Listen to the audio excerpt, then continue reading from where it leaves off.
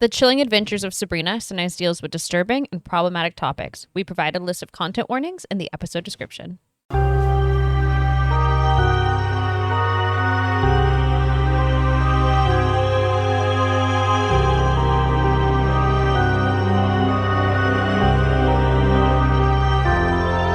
Hello and welcome to Dead Ends. I'm Emily. I'm Brenton. And we have 2 new episodes of The Chilling Adventures of Sabrina for you. Yeah, and we missed you over these past couple weeks. We did. We missed you a lot. And we missed Sabrina. But we went on a little trip, and then we had colds, and then we also closed on a home. And as you can tell by the not sponsored Home Depot boxes behind us, we are packing and we will be moving. But we'll be regular from this point onward. That's right. In our podcasting and in many other areas now that we're back home. Thank God. We'll probably miss a week coming up in a couple weeks, but we'll let you know when that happens. Yes. We'll see. Yeah. We'll see what we can do. Probably. But now we're back for the show to finally begin. Yes, because we have my favorite character, Nick Scratch. The first time I watched this show, and maybe it was the wine, but the first time I watched this show, I was like, this is the best, like, YA television show male love interest I've gotten in a while. I think Harvey's really good too, but Harvey's kind of boring. I mean, he's not. He's traumatized, and, like, that's interesting. But Harvey he's not. has interesting backstory. Yeah, and it's just, like, Harvey's just, like, rolling with the punches, which, like, I love that. I love a boy like that. But, like, Nick Scratch just is fun. Yeah, yeah. He's like the Spellman's #1 fan. This boy's been like, I know everything about your dad, and, like, not in a creepy way, probably. Who's to say? I've been reading his journals, and you're like, what do you mean? Why do you have my dad's journals? Why don't I have my dad's journals? Yeah. And I think this comes back to, I think it was last episode I mentioned this, of, like, the balance between witch and mortal, like, and, like, how to make those both sides interesting. And there is interesting plots happening on the mortal side, but I think the girlies are way more interesting on the mortal side, not like than the witch side, but, like, they're the more interesting aspect. Does that make sense? Like, the thing, like, Harvey is not what makes, like, her being immortal, like, really interesting. It's, like, her friendship with Roz and Susie. I was blanking on Susie's name, but anyway, and there's like, I think that's, like, really interesting, and, like, how she cares about her friends and wants to protect them, and they also, like, does that in a way where she is not, like, acting like she's better than them. Does that make sense? Like, she wants to protect her friends, but she's friends with them. She's not, like, trying to take on, like, a mom friend role or a, like, a I have to save you. It's like, no, I want to protect the people I care about. Mm-hmm. And I think that's, like, really beautiful and interesting. Whereas, like, with the witch side, you're just like, everything is so fun. Yeah. Like, you got Prudence, you got Nick, you got this weird sort of patriarchal society, even though everyone, like, it's majority women, and it's like, it's more fun. Uh-huh. That's the problem. It's more fun. You're like, Harvey went to the mines. Yeah. And then I'm like, yeah, but Nick. It's like, who do you want to see? You know, there's the mortals going up against the, like, unknown, which is interesting in and of itself. But then you're like, okay, but this individual character over here can summon all sorts of spells and is doing all sorts of wild stuff. I kind of want to learn more about that part.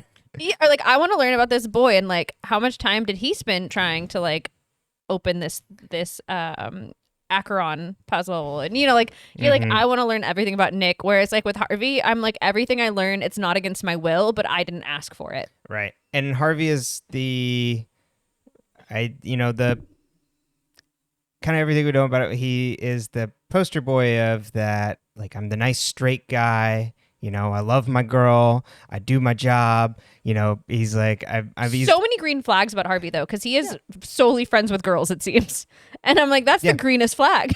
And he does well, and he's, like, also strong, does well, but loyal to the people by him, but just kind of like a straight shooter where he's just kind of, like, nice and kind of what you see is what you get. But then, of course, you get Nick, and it's like, okay, who's this mystery boy? Oh, he dated all of the weird sisters at once. He's very suave, like, he like, talks back and is clever, so it's like, you know.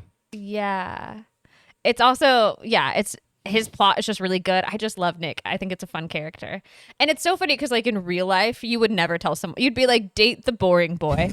Exactly. Because he's not actually boring. He's artsy. Like Harvey's got so many things going for him. But like in television, I'm like, dump the boring mortal boy. Exactly. Get rid of him. Life does not always imitate art. He's not. He's at an unfair disadvantage here. Exactly. So, but yeah, so that's where we are. Yeah. Let's jump into our cast for this week then. Okay. All right. So this is the last one I think I have on here. There was like, oh, okay, let me go back and double check to see if I can find. So this is of the comparison between comic book and character. Okay. I was like, what do you mean this is the last one? I'm done. I'm out. I started this segment and I'm pulling it. Didn't even finish the whole friend group. Just gave exactly. I did one on Roz and I said, that's enough. So Jazz Sinclair plays Rosalind Walker. So in the original Sabrina comics, we're talking about not Chilling Adventures. We're talking about original. Sabrina the Teenage Witch. She was like Sabrina's archenemy. Like fought over everything, intense rivalry. But then later on in the comics, we're like good friends. So I think that's kind of like where we're at like with this today. But as for Jazz Sinclair, her first role, I had not heard of this show. It was on. Are they laughing because he told me about this already? It was called Masterclass on HBO. It was a documentary series where it's like essentially they're doing quote unquote masterclass TM trademark with different like artists and then young artists coming in. So it's like they have a famous mentor for like each episode. And she was on 2. She was one with Kathleen Turner and then Anna DeVry Smith. I don't know how to say if I got that middle name right, or but she was the national security advisor on The West Wing. So I'm like, why does she look familiar? I'm like, oh, there you go. But anyways, a classic, one of my favorite shows. I obviously does not resemble current U.S. politics, but not even close. You know, it's a good time. Good writing, fast, snappy. Gilmore Girls pacing, but about politics. Yeah, totally. It's fast. But Jazz Sinclair played Tasha Williams in 3 episodes of TNT's Rizzoli and Isles. Oh. I feel like that's all for all the millennials out there, and probably the millennials' boomer parents that were watching this. It's like I'd come home and it'd be on the TV, and I'm like, "What is this?" Or the incessant ads. Yes, Rizzoli and Isles. I feel like I watched it. I did not. You know what I mean? Like that's how many ads I saw. Right. Yeah. I never watched it, but I was like, oh, I know the name. It's kind of like when Gossip Girl was happening. I remember like seeing ads for certain, like it's like this season picks up with, you know, and so like I felt like I knew the plot because I saw the ads for the mid-season finale and the season finale, and then the series coming back after breaks. So you're like, I understand what Blair's going through. You're like, I've hit the bullet points. Exactly. The cliff notes. Exactly. She also played Angela in the adaptation. Oh, wait, sorry. No, I had that wrong. Sorry, played Angela in Paper Towns, which is a movie that was also starring Nat Wolff and Cara Delevingne, but was also most recently Maria Moreau in Gen V, which was the boys spinoff that Chance Padermo was also in. Oh. So she's still in that. I didn't know they both were in that together. I know. That's cool. Yeah, there's lots of... It seems like these actors are, well, just still, you know, for the most part, working together in other things. Booked and busy, too. Exactly. I mean, they're all really talented. Like, I think you watch other shows, like teen shows, and you're like, okay, like, some of them grew into their talents or had certain talents, but, like, it's like at the beginning of Pretty Little Liars, you were like, okay, you can tell which one of these actors have acted more than others. Right. Not even necessarily like better, just like they have the like there's a difference, like confidence and experience and energy you pick up. And it works for the characters. Like I think it all works. I mean, obviously I think by the time you get to the end of that show, they've been doing it for so long. Like yeah. But it's very it's very different than like this show. You're like, oh, these are this, and I will say Riverdale. Riverdale, for the most part, you're like, oh, this is pretty pristine acting. Absolutely. Yeah, you know. Sorry to throw shade at Shay Mitchell, but it was quite a difference between her and like Troyan. Or Lucy Hale. Oh, yeah, because exactly. Lucy Hale, they really set it on her at the beginning of Pretty Little Liars, and she had more experience. Mm-hmm. Absolutely. It was just obvious in the way she portrayed her character and that even when you hear her speak normally versus her voice for Arya, especially at that time, because I think she still had like a little bit of her southern accent. Oh, right. It's out. And I think actually going back to the Pretty Little Liars comparison and things, and also some of the people we've covered in this, there are less people that have done smaller amounts of acting credits that are in like the main roles. Mm-hmm. Where I think of whoever plays Agatha. It's like that's like her first role like as an actor. Mm-hmm. But she's more like kind of like backgrounded, like background side character. She's not one of the main characters. Mm-hmm. But So definitely still hits the mark. Oh yeah, she's doing good. Yeah. But I think yeah. it allows her to be able to do that in a smaller number of things without like a wider range of things going on. Mm-hmm. Definitely. Yeah, but I think also I feel like everything directed by or show ran by Roberto Aguirre Sacasa. Thank you. I always see his stuff as just RAS, so then like on social media, so in my head like that's like RAS. And then I'm like his name just completely leaves my mind and then I have like a panic attack. Mm-hmm. But I feel like everything that he's show run has really pulled really pristine actors, and I don't know, like, because I even think about that Pretty Little Liars reboot, like if it's necessarily his influence or like coincidental, or the casting directors he works with, like I have no idea because I'm not part of that industry, right? But it seems like they really get good talent. Absolutely, completely agree. All right, now over to Susie Putnam, which is played by Lachlan Watson. They began acting like as a child, like in theater in Nashville. I believe their parents work there too. And then in that area not Nashville, North Carolina. And then landed small roles on television shows, Nashville, and then Drop Dead Diva. Got it. This was their biggest role, mm-hmm. but was also the gender fluid twin children of Chucky, Glenn and Glenda, in the sci-fi series in the second season. I've heard people that really like that series. I mean, not for me, but I've heard really good things about it.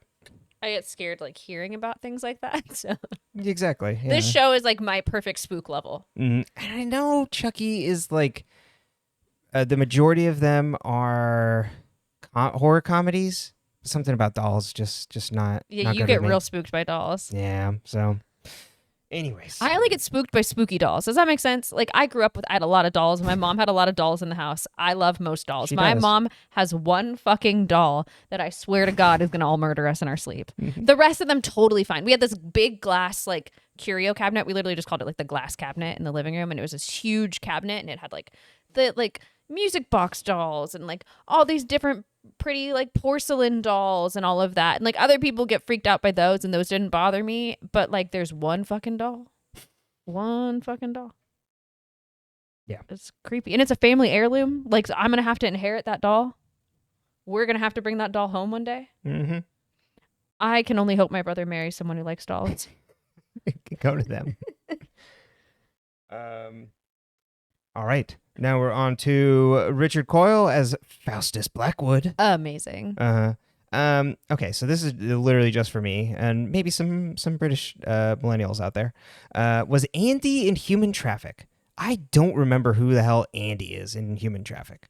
Human Traffic is like it's like that like comedies in the 90s of like it's one night and we're gonna go out and party, and then like but like based around a specific thing, so it's the British version of that, of like going out and raving.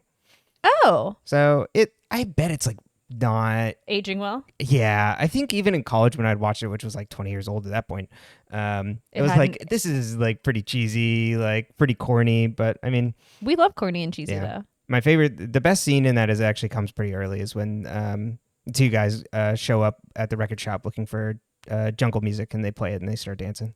It's good stuff. Have I seen this movie? I don't know if I ever. I might have grown out of it at that point. Got it. I don't know if I ever showed you. But didn't want to show me his deepest, darkest secrets. I mean, we could watch Human Traffic. I might just be like, ooh, just choosing.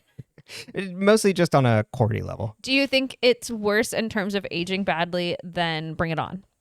Oh no, I don't See, think so. Bring It On aged so poorly. I think Human Traffic is mostly just corny. Okay, that's extremely fine. That's fine. corny. Yeah.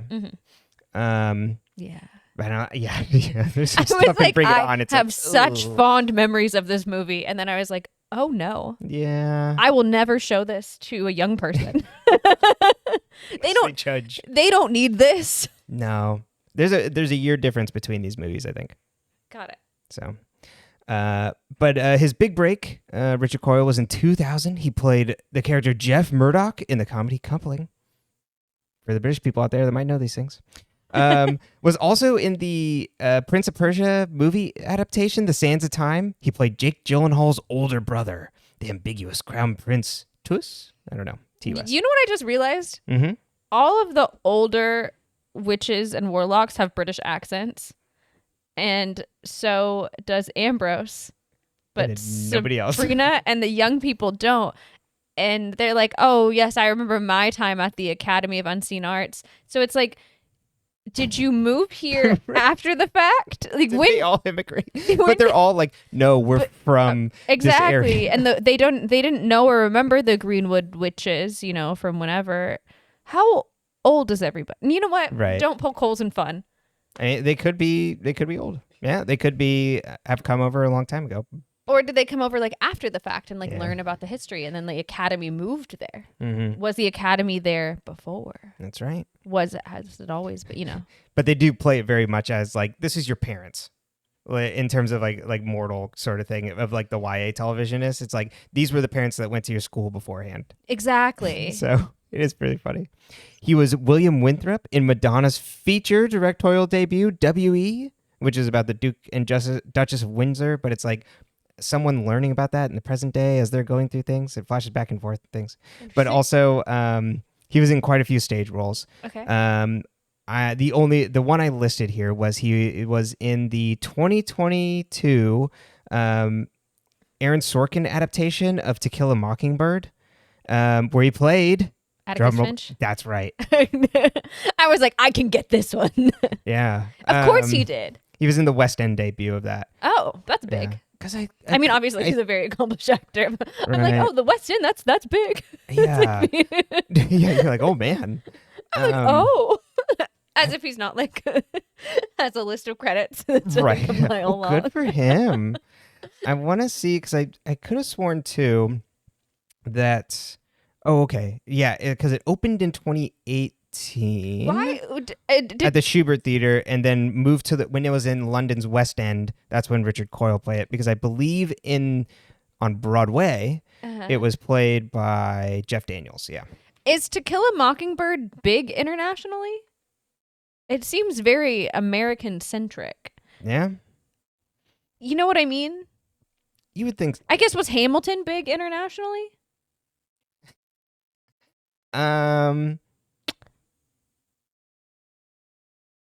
I mean, I guess like other shows. He also, I should notice, he was one of the replacements for Atticus Finch. The main role was played by Ray Spall. He was an understudy or a second, or yeah.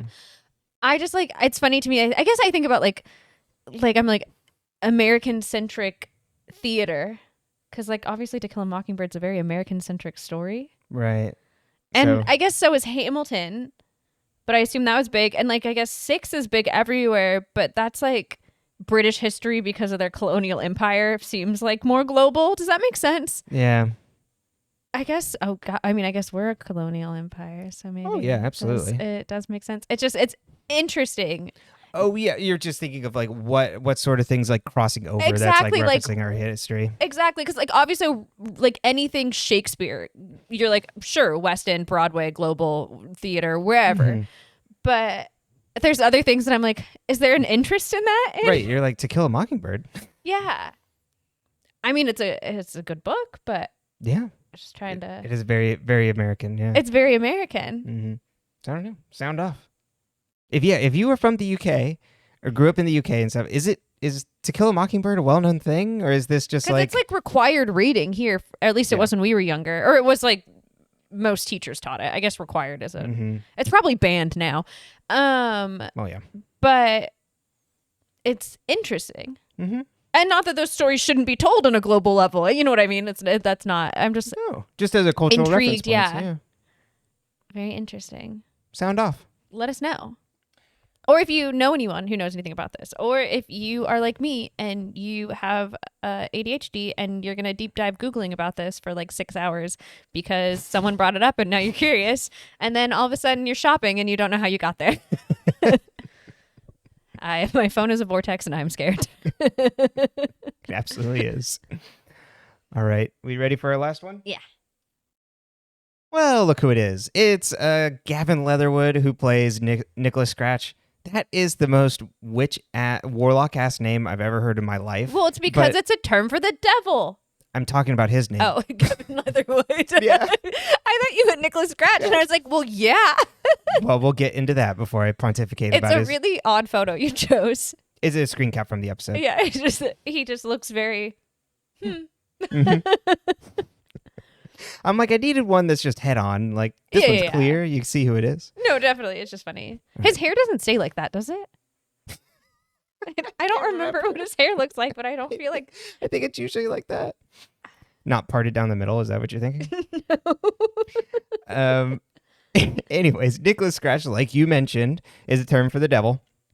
As used in like reference from New England, like old New England. Where the devil's known as Mr. Scratch, Old Nick, Old Scratch, due to the nicking and scratching his influence does to one's soul. Mr. Scratch is also a term supposedly used to playing the devil's advocate, so interesting there. And this was also included, so Washington Irving wrote a short story, The Devil and Tom Walker, and it's referenced throughout the devil as Old Scratch, which influenced the devil and Daniel Webster. I remember that from the last episode, where the devil also refers to himself as Mr. Scratch. It's not usually so flat. Yes. It's just like, I was like, his hair, and I noticed it in this episode. I was like, I don't feel like that's what his hair looked like. And it was like an odd detail for me to pick up on. Does that make sense? Like, do with that what you will, people. That's not what I think about. So this was Gavin's first big role, but is also Nico Mura in The Sex Lives of College Girls, but was also, quote unquote, played love interest, was the role, in the 2020 music video for Skin by Sabrina Carpenter. Hey, she's been around. But he's also a musician and released his debut EP, Moonlighting, in 2022. So there you go. That's our cast this week. We can move on to the summary.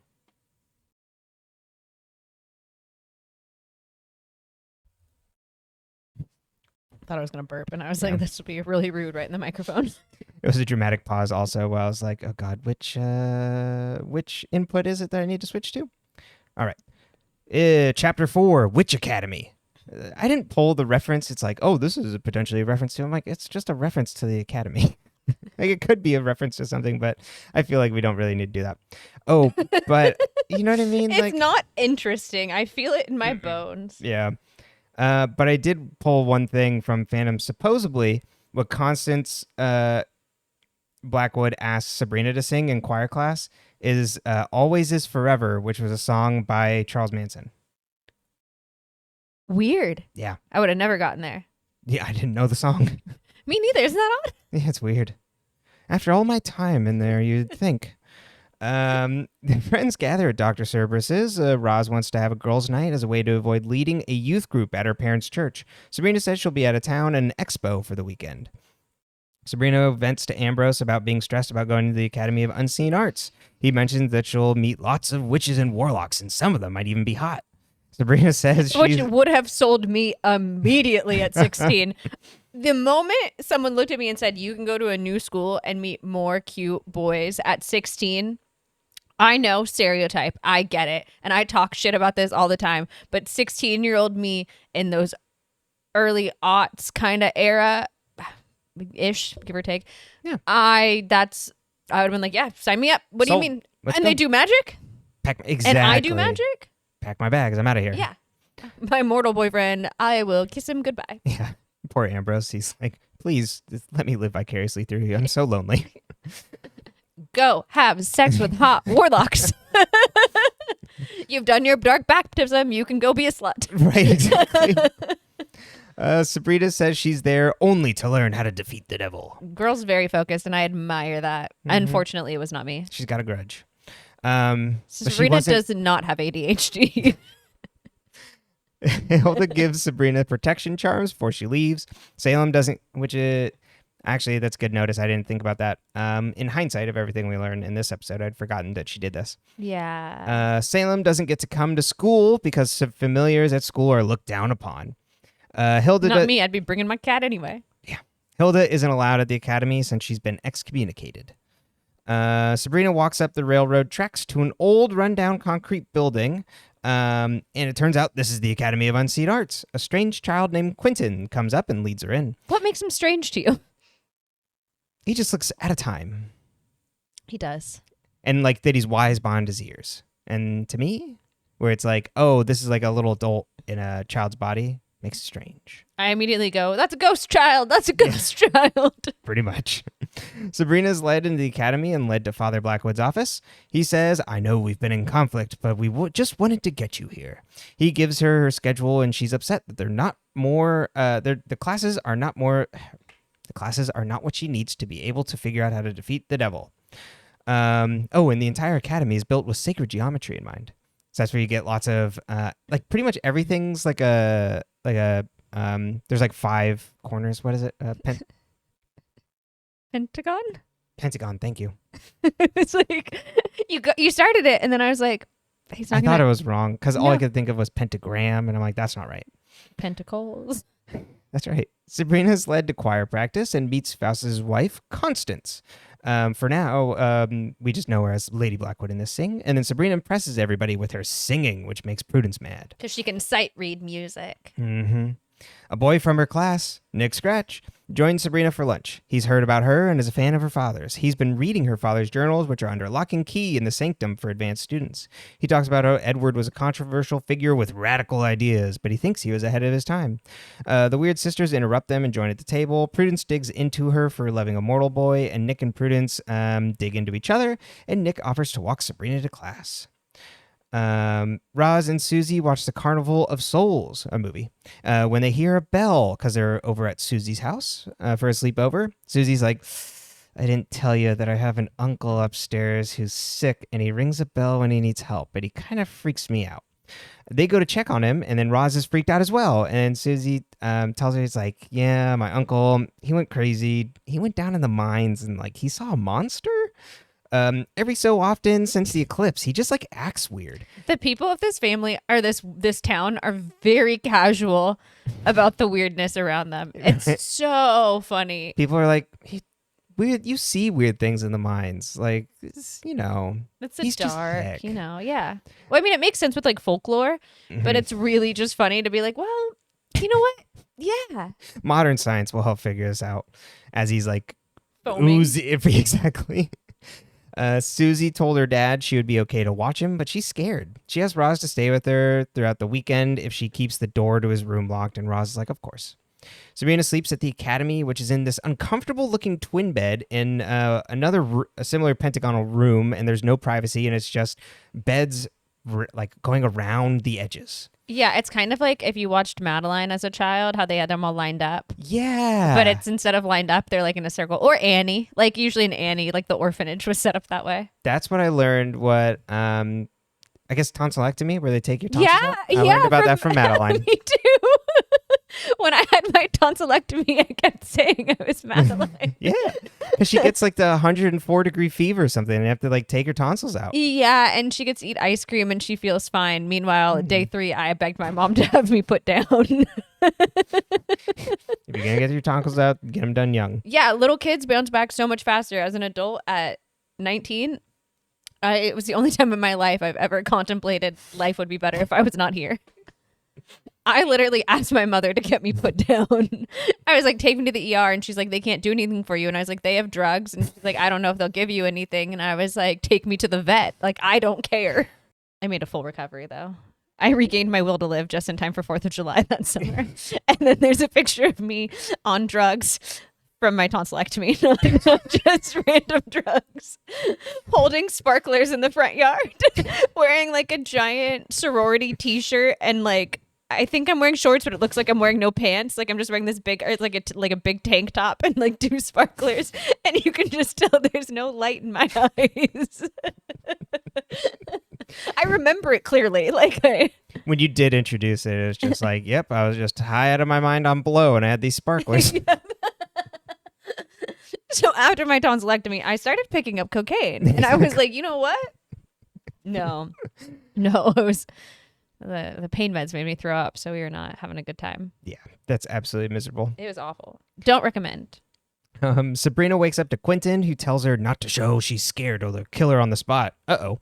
She wakes up in a weird room. The weird sister says she's in the witch's cell, and Sabrina has to endure the witch's well, I thought. But is it witch's cell? Probably, well, makes more sense. But well, no, cell makes more sense. Cell, it kind of does look like you're in a well, but I thought it was the witch's cell. I thought they said witch's well, and I was like, I don't know if that's right. So, well, they don't do well in there. No. And she has to endure the harrowing, which is in honor of the witch trials. She will get. It's just hazing. Yeah. She will get no water or food or sun, and she'll see scary things. They leave and lock the door behind her, and then Sabrina hears noises and is suddenly grabbed by the leg. It's nighttime. Are you supposed to get water, food, or sun? I think, yeah, right. Yeah, that's fair. Salem hears her screams and comes running back. I had originally thought, like, when this, I didn't remember the scene. I'm like, oh, is she there for like a day? Exactly. I don't know how long she's there, but. The weird sister, but she's only supposed to be gone for like a weekend. Yeah, so she can't be. Yeah. I think it's each night they do something to her, and she doesn't sleep at night, and then that's why she's getting cranky. Mm-hmm. Me too. Honestly, though, I would have just gone to sleep. Fair enough. Yeah, grab my leg, whatever. Okay. Yeah. Kill me. Fine. At least I'll sleep better. The weird sisters come back to check on her, and Sabrina's huddled in the corner, but then she turns around and is like, gotcha, and is like, introduces Salem and leaves. Sabrina calls Harvey and tells him she hates it there, but she has to see it through, and he's like, you hate the expo? What's going on at the expo? Sounds intense. He's like, wow, I didn't know that was like such a thing. Harvey's never had to table at a fair, and it shows. That's true. He just has to go down in the mines, but he never has to. He hasn't had to yet. Well, he did once, and he saw the devil. But yeah, I mean, he hasn't gone down to work. Sabrina comes back and finds Salem gone, along with her PJs, and is just like, damn you weird sisters. Sabrina tells him to give them back to her and starts fighting with Prudence, and Father Blackwood summons her to the office. Zelda and Sabrina are in Blackwood's office because Zelda got called in. He tells her Salem has to go home and asks if she even likes it here. Zelda is annoyed at the coursework Sabrina has been given, and Blackwood pushes back, says he can't give her harder stuff without knowing she's ready. And Zelda's like, well, test her. And then Father Blackwood pulls out the Archeron configuration. Acheron. Sorry. I put an R in there. Acheron configuration. We've gone through this before. It is not a Pharaoh Archeron. It is Acheron. Acheron. This is a reference to, it's like combining two things. The Lament configuration is from Clive Barker. Did I write down the... Yeah, here we are. The novella is The Hellbound Heart, but you would know it from the Hellraiser movies, which is the thing that allows the Cenobites to come into the world. It pulls them from their other universe, and it's like when you open up the Lament configuration, you'll have the most intense pleasure and your wildest like pleasure fulfilled, and then they just come and like rip off your skin and do scary things. I didn't know anything about these. That's very interesting. Yep, and then And then Acheron is the river to the Greek underworld. Mm-hmm. So, Blackwood and tells her to solve it, and she can join conjuring class. Zelda's like, well, she'll prove it. She's her father's daughter. Blackwood asks to speak to Zelda alone, and Sabrina leaves. He tells Zelda that Lady Blackwood has miscarried twice now and asks her to be the midwife to Constance. Zelda hasn't done this in years, but is apparently very good. Sabrina finds Nick sitting on the front steps and asks if Nick and Prudence dated. He's like, yes, I was involved with the sisters, all at the same time. They had mind control, though, so like I didn't really know what was my own thoughts and what was things they put into my brain. Sabrina tells him about the Acheron configuration, and he's like, well, it was your father's thesis. He built it, and Blackwood still hasn't solved it. Apparently, the longer you stare at the configuration, the harder it is to solve, and Sabrina thinks her dad wrote about it in his diaries and wants his help getting them. Roz asks Harvey about Susie's Uncle Jesse, and Harvey is freaked out about him seeing something in the mines. Ambrose gets a call from Luke, who invites him on a date. He later asks Hilda to astral project to a coffee shop. He asks Hilda for her help to astral project to a coffee shop. This is apparently very dangerous because the astral plane is only for the dead. Zelda comes by and they ask where she's going, and she's like, I have a dinner at the High Priest's house, and then leaves. Hilda decides to help Ambrose after Zelda was being annoying and talking down to them.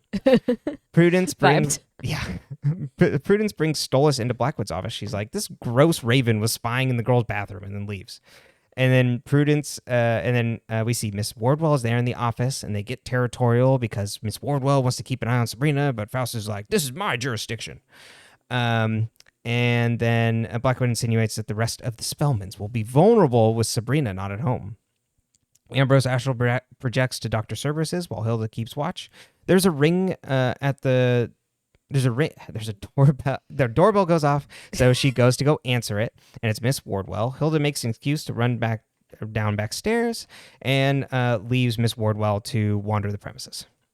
Luke arrives, and Ambrose notices a bird fly up to the window. These are like proto-martyrs. I'll have to double check on the name for these, but essentially it's like they will get the attention of beings that monitor the astral plane and essentially pull like Ambrose away, like so he'll like be stuck there forever. Hilda comes downstairs and sees the same one in the room. Miss Wardwell goes into a room and steals hair and nail clippings, which are kept in a bowl.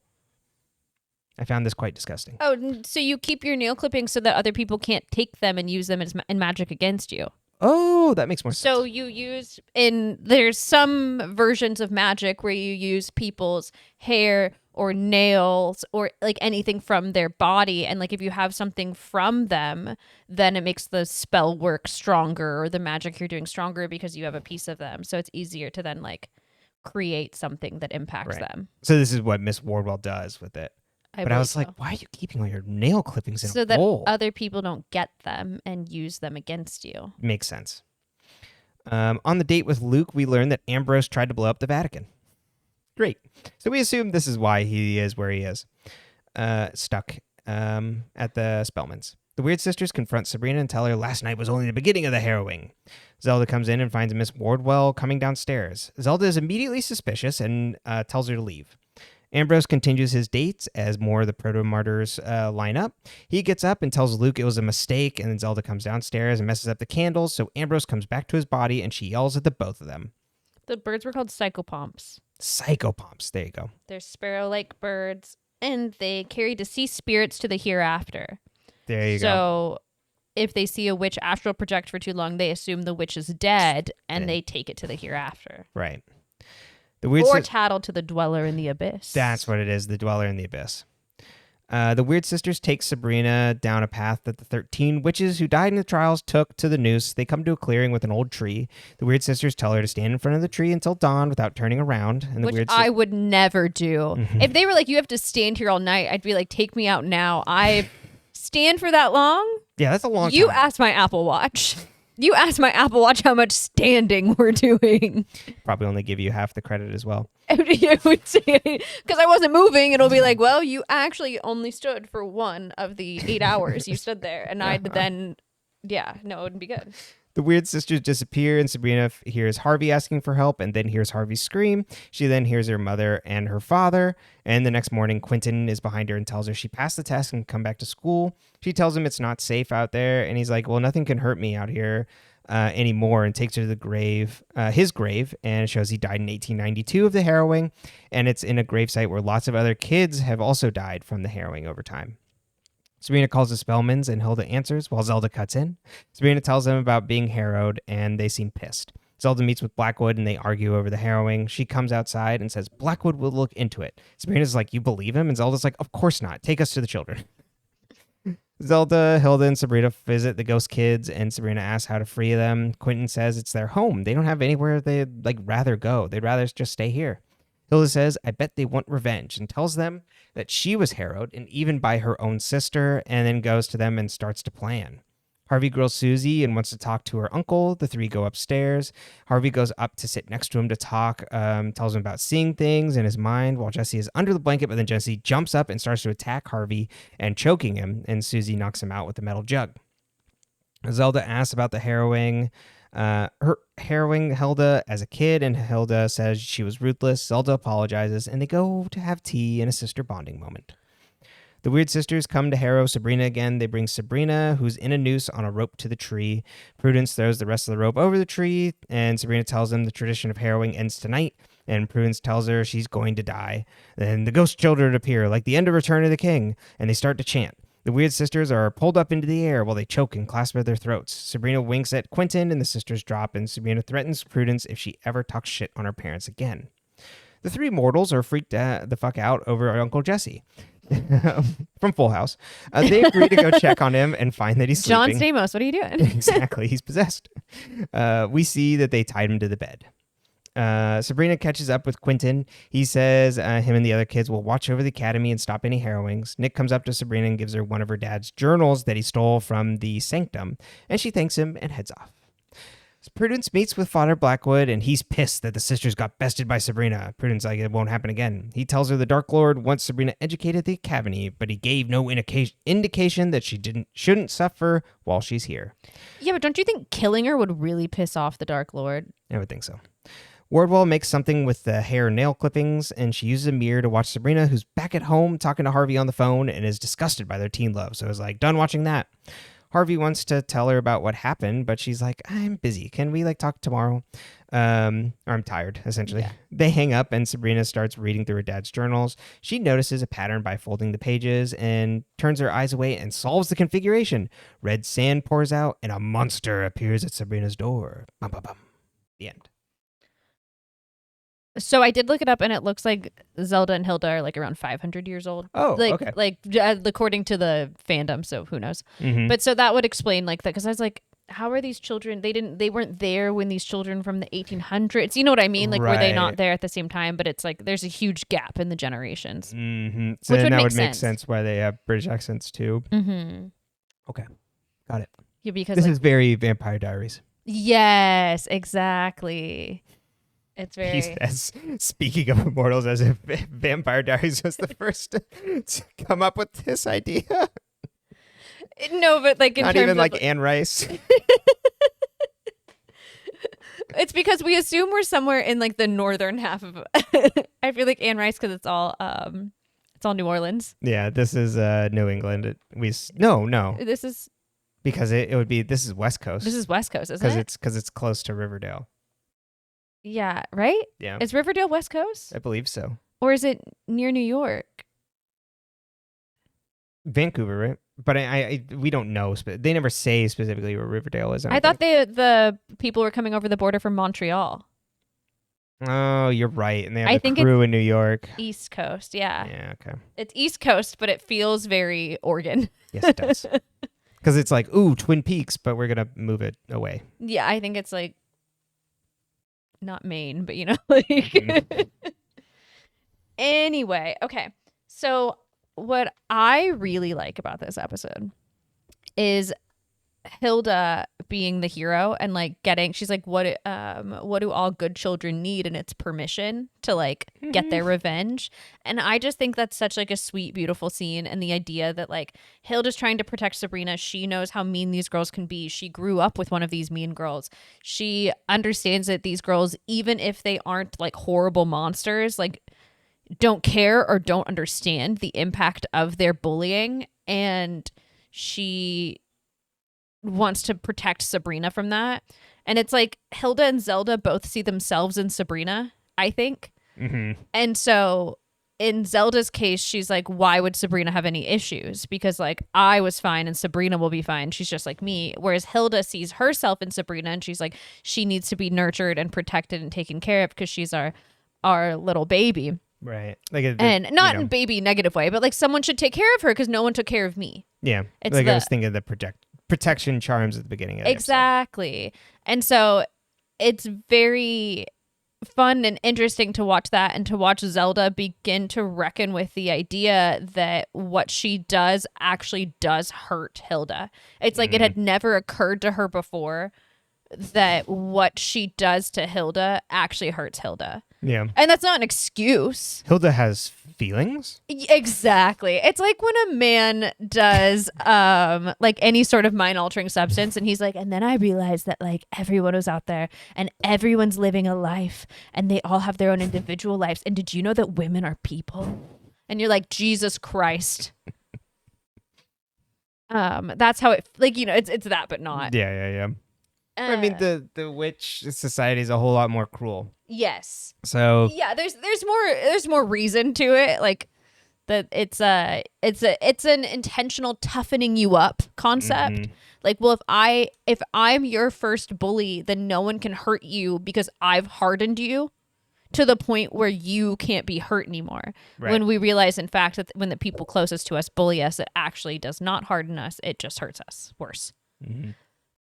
But I don't think they study a lot of psychology in this world. No. Like, I don't no, think no, the no. witches are doing a lot of therapy. No. Which is crazy because, like, 500 years, you got time to go to a therapist. Mm-hmm. And, you know, the important thing also about the harrowing is that it's essentially, it's not cosine, but it's tradition. Yeah, exactly. It's hazing. It's tradition. Mm-hmm. And it's this, I was thinking a lot about, like, the concept of, like, tradition / rules versus, like, doing what's right. And also, like, playing with, like, rules and language and, like, the witchiness of it all. Like, the way even at the end, Blackwood's like, well, the devil only said we had to get her here. He didn't say she had to enjoy it. And it's like I said earlier, it's like, oh, do you think killing her is going to make him happy? Right. Whereas I don't think he thought Prudence would kill her, you know. Mm-hmm. But if Prudence was told to harrow her, and Prudence knows people have died of the harrowing, you know, like, it becomes this whole, like, how much can I get away with? Yeah, completely. And under the guise of tradition, Mm-hmm. under the guise of what's normal. It's pulling from a long line of things of bullying, hazing probably be the more accurate one, but bullying too. Uh-huh. It's like, oh, everybody knows it's happening. And Well, hazing is bullying. Yeah, that's true. It's just sanctioned bullying by a group. It's like exactly organizational. Uh-huh. It only comes up when things go too far. Mm-hmm. And that's exactly, like, even in this, it's like they're turning a blind eye, even though things have continued to go too far for a long time. Mm-hmm. Was Blackwood in charge of the school while all of these happened? How long has Blackwood been in charge of the school? Or was Sabrina's dad in charge of the school while all of this was happening? Seems to me. Was he, as the high priest, also in charge of the school? I don't Yeah. know if that's like, is Blackwood working 2 jobs? I don't really know. Yeah. Yeah, exactly. He just never stepped down from principal. He's like, no, I like this job. Exactly. Bullying children is fun. I also think, like, the suffering of the innocent is, like, a really prevalent theme in this episode. You've got, like, Uncle Jesse, who is suffering, who presumably did nothing wrong but go to work. Uh-huh. And is now, like, taken over by some sort of demon or monster or something that he ran into in the mines, presumably. Mhm. We've got Quentin and his friends who are suffering unjustly. We've got Sabrina who's suffering unjustly. And then at the same time, the people who are hurting these people, like, some of them are, like, presumably we don't know what the motivation of the demon in the mines was or whatever got into Uncle Jesse, but Prudence Wanted some sun. Prudence and the Weird Sisters have suffered in the sense that, like, it seems very obvious that their background is not pleasant. They know that they live in a patriarchal society and that they have to sign away a lot of their freedom to be able to maintain their power. And so, like, of course they behave this way in a sense. Yeah. It's not an excuse, but it's a result, you know? Right. Mm-hmm. So I think about that. I also think about, like, obviously the Hilda and Zelda of it, because you've got Hilda was obviously the victim of Zelda's bullying and Zelda's hazing, and she was innocent in all of it and continues to be innocent in most of it, and yet Zelda constantly blames her for things. Mm-hmm. And Zelda and Hilda, which their big friction right now obviously was the baptisms, and they both did the same thing. They Right. just did it with on different sides. different sides. And so it's the hypocrisy of it that I think is very, very interesting and very fun. Yeah. And going back to Weird Sisters and talking about them being, unjustly, God, what was I trying to say? The Weird Sisters' position in all this, going back to also are the talk about like patriarchy and how this is all set up. They were put in that position due to, we can only assume, their Father Blackwood's position in there, and then they are being actively encouraged to do these Prudence things. was told to do this. Yeah. She was yelled at or, punished by Blackwood for not doing it. Yeah. For not doing it exactly effectively. Exactly. The other thing I think is interesting is the family history aspect of it. So Sabrina does not know really anything about her parents, and she's learning more and more. But Nick seemingly knows more about her father than she does because he's read all of his journals. Like, he knows his ideas and his ideals and his dreams and goals for the witch community and this witch and mortal thing, and like what her father believed in. And Sabrina's like, I barely knew my dad. Like, I don't know. Right. And I just think it's really... And it's all behind lock and key. It's all behind lock and key. And so him giving her that journal is like him giving her a piece of her family history, which I think is very like important and pivotal, and something that only the witch side of her path can offer her, because like the mortal side can't offer her a lot about her mother. Right. If that makes sense. Like, there's not, it seems like there's no family from her mother. We don't really know what's going on. Yeah. There's no connection to any mortals that would had connection to her mother. Exactly. And we don't know like how old her mother was, or how long her mother and father were together, or like, did her mother have a normal lifespan? Did she not? Like, we don't know any of this. Whereas her father was a part of this witch community for presumably like multiple centuries. Yeah. I don't know if he was older or younger than the sisters, like than Zelda and Hilda. We don't really know, but presumably around 500 years old then, exactly. Yeah. I think it's very interesting, and that Nick is the one that gives that to her. Blackwood doesn't give it to her. He just gives her the like problems of her history without the context. Yeah.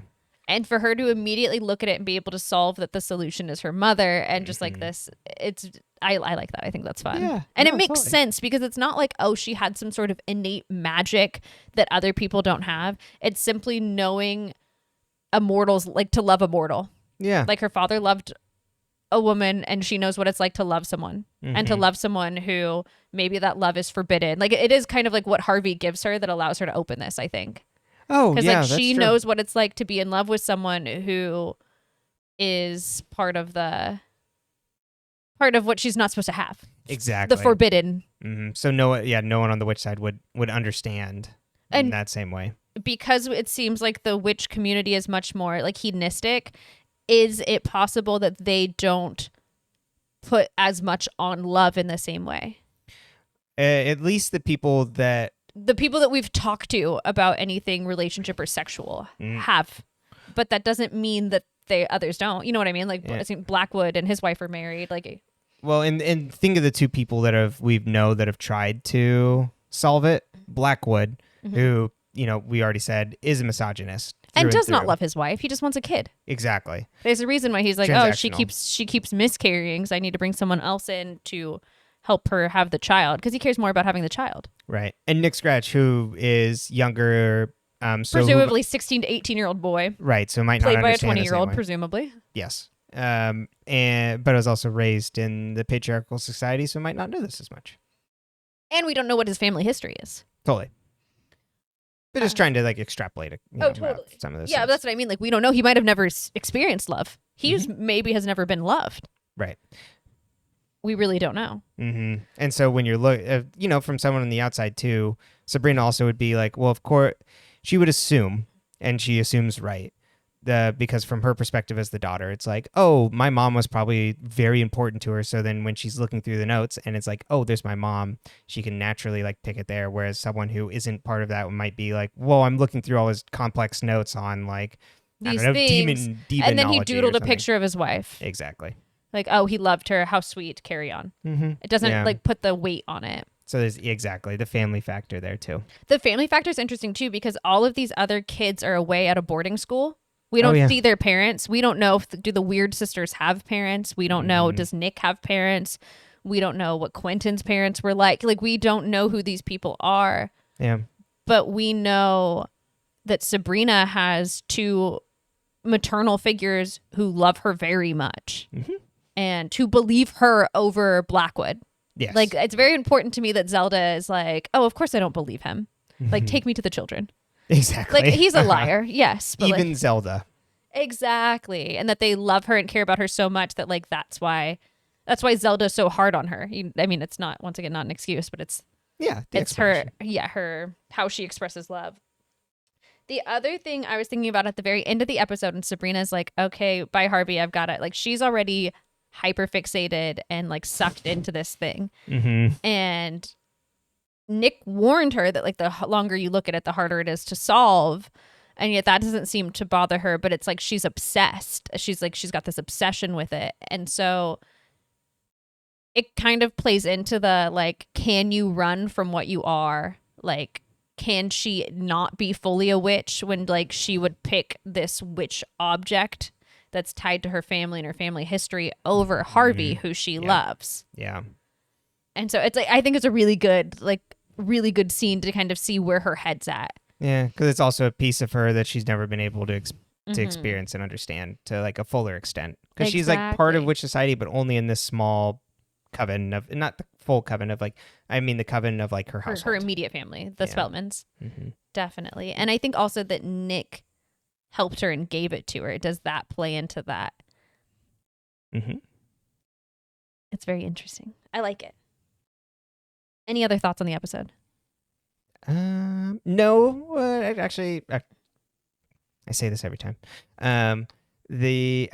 I don't have much to say, but I do like the mortals like going up, like trying to figure out like, oh my God, what's going on with Uncle Jesse? Oh no, I think that's amazing. Like, I don't usually have much like to say, but when there's like multiple plot lines happening and we cut from thing to thing. You know what I mean? Like, I kind of like when we're all focused on one plot. That's just my personal internal preference.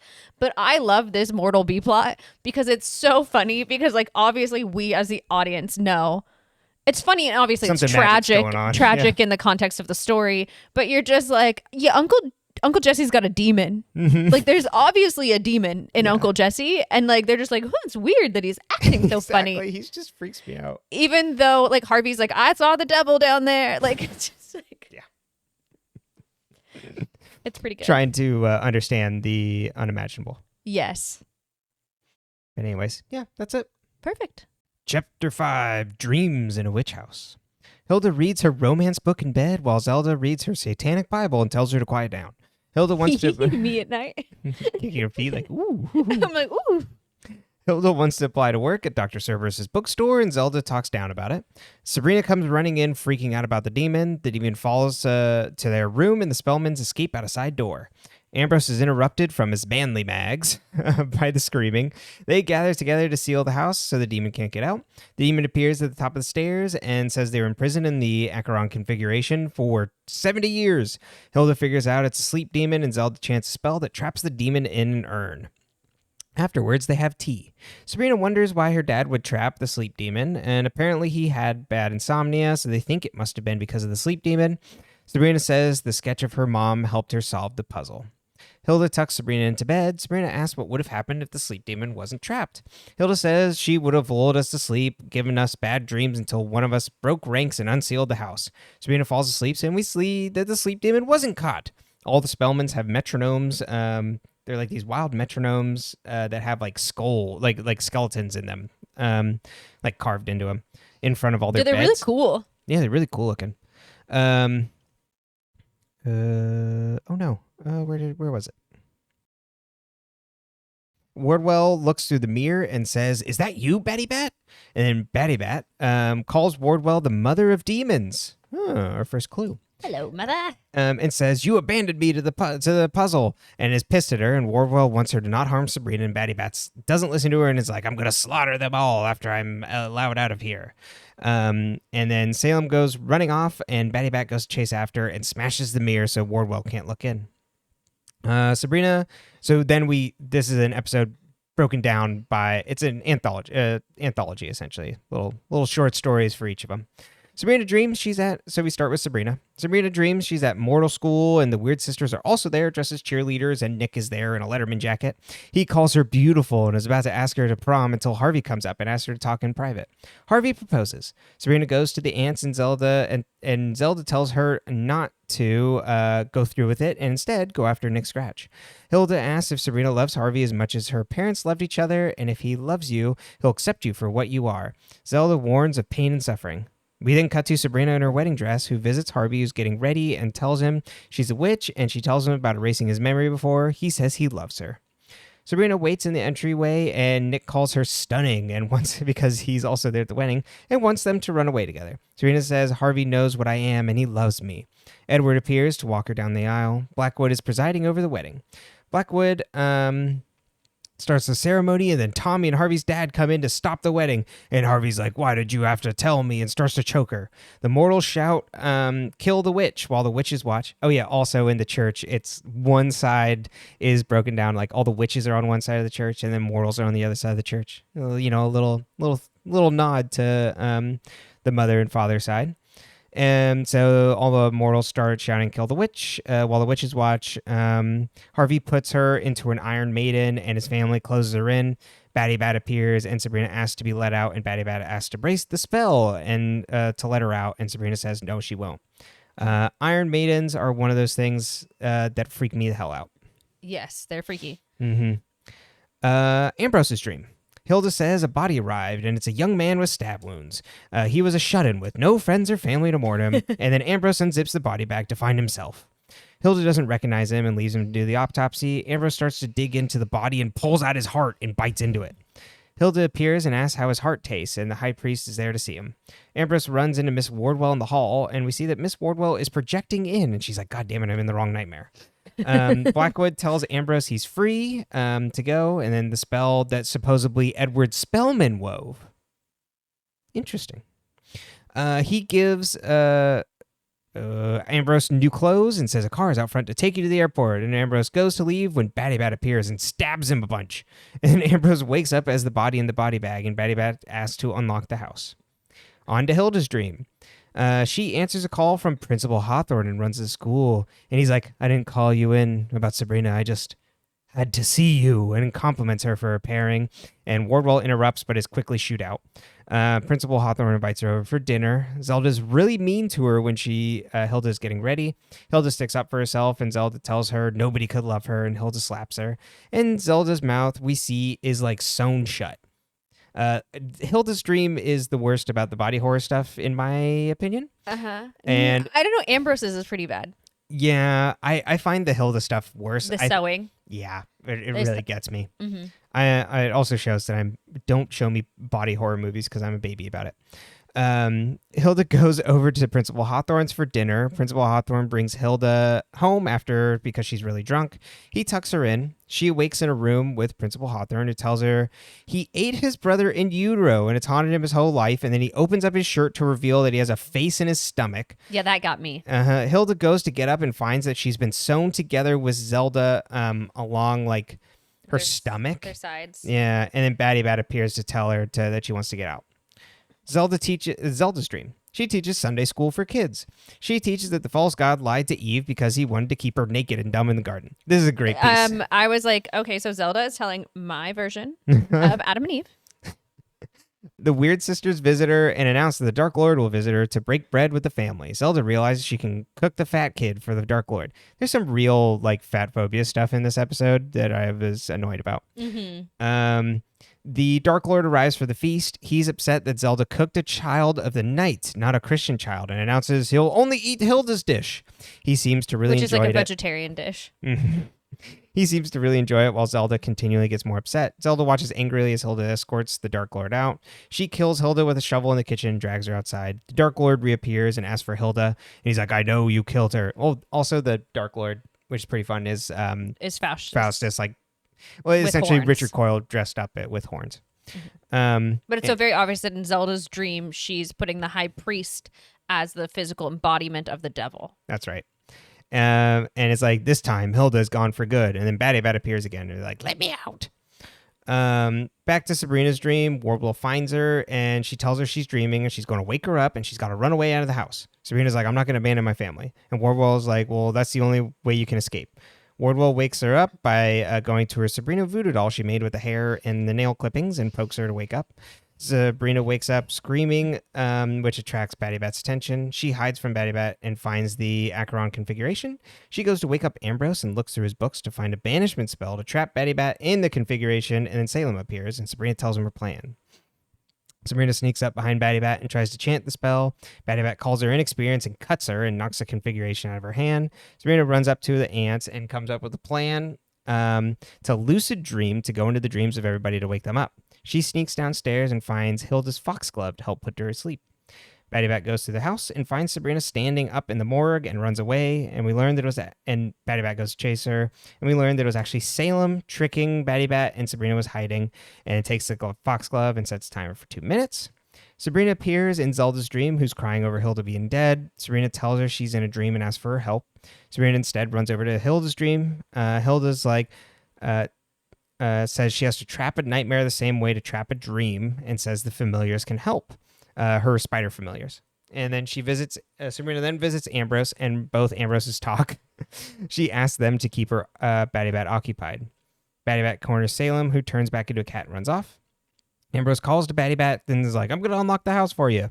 She appears in his dream, and she eventually realizes that the Ambroses were distracting her. She wakes up and finds Sabrina on the main floor. Sabrina has the spiders, and Sabrina chants a spell in her mind, and we see the spiders web Batty Bat to the door. And Sabrina says, dream catchers catch nightmares just as well. And they catch nightmares. And we see she was weaving one with her hands. The family wakes up and rush to find Sabrina, and we see that Zelda sealed Batty Bat in a jam jar. Zelda apologizes to Sabrina for being cowardly in the dream, and Sabrina's like, well, it was only a dream, and the family realizes that Sabrina saw all their dreams, and Sabrina's like, well, I mean, I can't really remember any of them anyways. It's all good. Harvey gets a call from Sabrina, and she asks if he would ever hurt her, and he says, of course not. He says, see you in Miss Wardwell's class. And Sabrina's like, yes, Miss. Wait a minute. And then goes to Miss Wardwell's house and it's just like, who the hell are you? You got to tell me what's what. And Miss Wardwell's like, come in. The end. Okay. So, things I like about this one. I like that we're preying on their fears. And also, did you do research on who Batty Bat was? No, I did not. Okay, so Batty Bat is a vengeful demon found in Ilocano folklore. Philippines, Hawaii kind of area. Okay. Uh-huh. Other cultures have different names, but it's a sleep demon of sorts. And I'm just gonna read from Wikipedia because I didn't memorize this very well, or I'm gonna kind of summarize. But it takes the form of an ancient, grotesquely obese, tree-dwelling female spirit. That's a direct quote. I did not come up with that on my own. I feel like that's important to state. They usually come in contact with humans when in trees, or when the trees in which they reside are cut down, and then they're made homeless. And when their tree is made into a support post for a house, they migrate to inhabit what's left of their tree. Ah, that's interesting. So it's like a take care of the land sort of folklore. Yeah, thing. and then it forbids humans from sleeping near its post. And when a person does sleep near it, it transforms into its true form and attacks the person by suffocating their victim and invading their dream space, causing sleep paralysis and waking nightmares. Which I believe the word for nightmare is Batty Bat. Oh. So it kind of plays into it, or something similar. Not 100% on the pronunciation, but to ward it off, you should bite one's thumb or wiggle one's toes, and then you'll wake from a nightmare induced by it. Which they do say sometimes when you're having sleep paralysis to try to wiggle your toes and see if you can wake yourself up. Interesting. It doesn't work for me, but for you at home? I just thought that was really fun and interesting. I was like, oh, I wonder, because they always pull the demons and the creatures from something in the show. Like, the show does a really good job of borrowing from a lot. Mm-hmm. And I think that's fun. Totally. That is really fun. And of course, they give their own twist on it. But I thought that was fun and interesting. But so this Batty Bat was like, let me prey on your fears, specifically, which I guess makes sense. What is a nightmare if not your fears coming to reality? Mm-hmm. Most of your nightmares are that's what makes them scary, is that it's preying on the things you're afraid of. So Sabrina's fear is not being accepted for who she is, and specifically the mortal half not accepting her as what she is. And And Harvey is the embodiment of the mortal half. Mm-hmm. And the fact that if she says no to running away with Nick. Like, and then that's when the bad things happen. So it's like, well, if I choose to maintain my mortal parts of me, am I going to be hurt? And I think that's just like, it's a really good like embodiment of it. It makes a lot of sense. Yeah. But I mean, it's like, oh, and Nick's here. Nick's Only here. one episode, and we've already got he's in our showing dreams. up in your dreams. Then we have Ambrose, who is afraid that he's never getting out, that he's trapped. It's that cyclical thing. And the idea that he is both the body and the coroner, not coroner, is it coroner? Yeah, whatever, coroner. The person at the mortuary. Yeah. Doing his own autopsy, that his own heart is bitter, that he can never be freed. And that little nugget that he was locked in this house by Sabrina's dad, which does make sense because we don't. He's however long into his sentence. He hasn't left the house in 80 years or something like that. And if he had tried to blow up the Vatican, I guess that's maybe big. I don't know. I feel like on the witch side, maybe they had to like make a deal with the Catholic Church or something. Because it seems like on the witch side, it'd be like, yeah, that's pretty good. Well, I do wonder if there's on the also Church of Night side. If there's also some sort of like Church of Night aspects that are tied to the Vatican. Because this version of the demon world is so closely tied to Catholicism, I wonder if there's like a direct parallel there. Like, is there like also a Vatican area that's for them? Right. Or are they going there to do things? Or was it simply just like a radicalized, like I'm blowing up the mortals? Who's to say? I don't know. Ambrose seems pretty balanced, so I feel like whatever he was doing was probably, maybe it just like, it didn't go according to plan. Maybe that's not what he meant to do. Exactly. I'm not defending bad behaviors, but I want to hear the whole story. That's right. I just want to hear the whole story. How do we get here? Yeah. Which we don't get. But back to this, I think like, because his date with Luke, he feels like went so poorly because he couldn't just admit that he's trapped, and that he then feels like he's unlovable and his heart is bitter and he's stuck and he's never going to experience life. And the moment he gets free, his life will end. That there is no life for him outside of that house. Right. And that his life is just a constant cycle of suffering over and over again. And that nobody loves him also. Nobody loves him. Because Hilda does like, oh, it's just some like body. Yep. She doesn't Nobody recognize sees him. It's that he's not recognizable. Nobody sees him. I love that. I mean, I don't love that, but I love the concept. Hilda is like never being loved for who she is. Yeah. I think that's a huge part of it. And like never having romance, like if someone loves her, there's got to be something wrong with them, because there's something inherently wrong with her. And that's because of everything that Zelda has said. So then for Zelda to be silenced in her dream, but then her still stuck with her, it's like, well, she doesn't need to speak. This voice of all the things she said in my head are still stuck to me. Like I can never get rid of them. I can never get her off of me. And even if I had gotten, even if I had gotten rid of her in the womb, she would have been stuck with me. I would have been stuck to her, and it doesn't matter. Well, they weren't. I don't think they were born at the same time. So I know, and I was, but playing with what Hawthorne was. Yeah. Well, and it's also like the only man who's ever going to love me is someone who is so fucked up. Like I am not lovable by someone who is not like a bad or weird in air quotes, but you know what I mean, person. Well, he says we're the same. Yeah, exactly. We're both like these grotesque monsters. And then Zelda, forever chained by our families. Yes, no. Stuck with your sibling. Your sibling is stuck to you regardless. You have consumed too much of them. Yeah. Zelda's fear is losing her sister. It's losing the people she cares about. It's taking it too far and not being able to walk it back. Yep. And that's like a new fear for her. So I think that's why hers is so, I think the other fears everyone else has are more, Sabrina's is kind of new, but it's always existed. Does that make sense for her? It's just now getting to the point where it's like, it's now a problem. Yeah. Whereas like Zelda's is brand new for her. Like I don't think she'd ever fucking considered this before like the last episode. I don't think she's ever considered Hilda's feelings a day in her life. Exactly. And so it's like, well, if I do that, if I hurt her permanently and I lose her forever, like then what happens? What happens to me? Who am I if I'm this person? Am I this person? Right. What does that make me? Mm-hmm. And also how she then feels such shame for being the only one who couldn't do anything, like who couldn't help. Because she's supposed to be the strong. She's supposed to be the strong one, and she's so strong. She's so strong out here, but it's all just a facade.